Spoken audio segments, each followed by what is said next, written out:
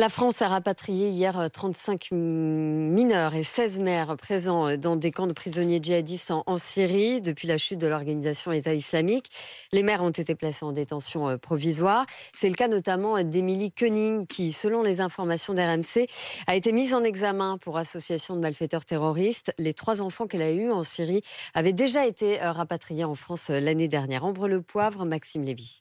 Ça fait plus de 3 ans que Maître Emmanuel Daoud réclame le rapatriement d'Émilie Koenig et pour la première fois hier, il a enfin pu la rencontrer à sa sortie de l'avion. Elle a voulu rentrer tout d'abord pour être le plus proche possible de ses enfants. Elle avait pris une décision terriblement douloureuse, c'était accepter leur rapatriement pour des raisons sanitaires. La deuxième raison, c'était pour s'expliquer devant la justice française. Avec elle, 15 autres femmes rapatriées comme l'épouse du demi-frère de Mohamed Merah ou encore la femme d'un membre actif de la propagande de Daesh. Pour Maître Daoud, ces rapatriements exceptionnels sont fondamentaux. Elles sont françaises, leur place est ici, elles rendront des comptes à la justice, mais les enfants n'y sont pour rien. On devrait finalement être assez honteux du traitement qui leur a été réservé depuis plus de 3 ans. Même constat pour Marc Bailly, avocat de plusieurs familles dont les enfants sont toujours en zone irako-syrienne. Il faut voir aussi que la France était très isolée parmi les autres États de l'Union européenne. Il est difficile de tenir une situation où nos propres nationaux sont en train de mourir dans des camps alors qu'ils ont pour 90% moins de 12 ans. Pas de date encore, mais des opérations de rapatriement comme celle-ci doivent encore avoir lieu.